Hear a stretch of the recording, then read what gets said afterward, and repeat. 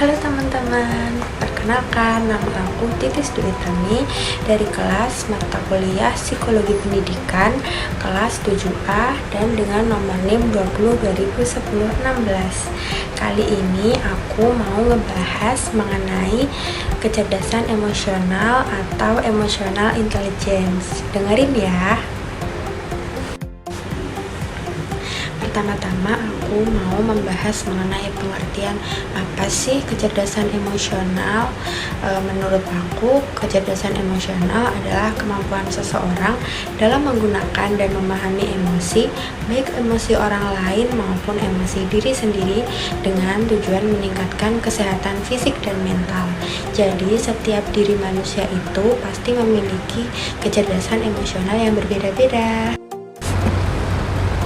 Tadi aku sebutin pertama, baru pengertian secara umum. Sekarang pengertian menurut ahli, yakni dari Daniel Goleman, seorang dosen psikologi pada tahun 1995.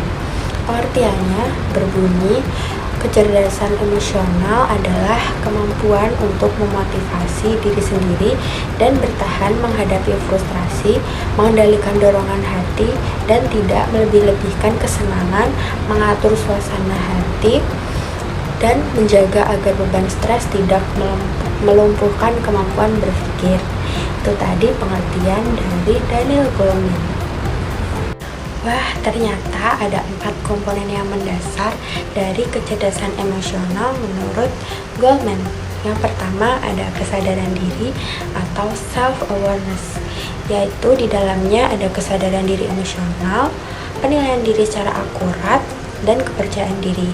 Yang kedua ada manajemen diri atau self-management, yang isinya ada kontrol diri, kepantasan untuk dipercaya, kesungguhan, dan juga kemampuan beradaptasi. Yang ketiga ada kesadaran sosial atau self-awareness yang berisi empati, kesadaran berorganisasi, dan orientasi jasa. Yang keempat ada kemampuan sosial atau social skill yang berisi kepemimpinan bervisi, pengaruh, mengembangkan orang lain, dan juga komunikasi. Pada slide berikutnya ada ciri-ciri kecerdasan emosional. Yang pertama, kita mampu mengontrol diri sendiri.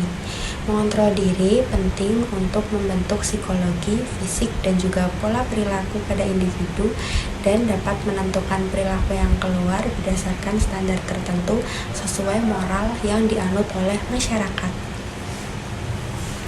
Yang kedua, kita harus mempunyai self-awareness. Self-awareness adalah kemampuan seseorang untuk mengenal dan mengerti atas emosi yang dirasakannya. Yang ketiga adalah berempati. Empati adalah perasaan ketika individu dapat mengerti, merasakan, dan membayangkan apa yang orang lain rasakan.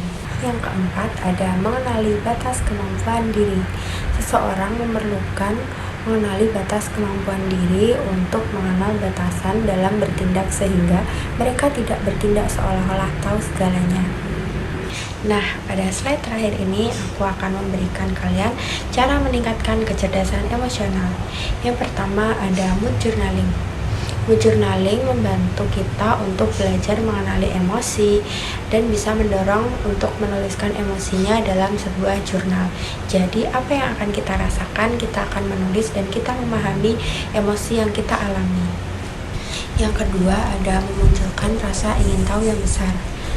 Terdengar lebih sepele daripada yang tadi, tapi hal ini sangat penting dilakukan karena dapat memunculkan rasa penasaran dan ingin tahu. Karena pertanyaan muncul dari jawaban yang dangkal. Yang ketiga ada mempelajari kemampuan diri terhadap waktu. Orang yang cerdas secara emosional belajar untuk menghargai bahwa tindakan yang lebih lambat memberi ruang untuk pemikiran strategis, dan itu membuat reaksi emosional yang dianggap tidak tepat menjadi tidak terlalu berbahaya. Yang terakhir ada melatih kemampuan berbahasa. Kemampuan berbahasa ini berguna dalam menyampaikan pendapat atau ketika merespon sebuah pernyataan. Orang dengan kemampuan berbahasa yang baik akan memilih ucapan dan memikirkannya terlebih dahulu sebelum disampaikan. Itu tadi pemaparan dari saya mengenai kecerdasan emosional. Semoga membantu. Bye-bye.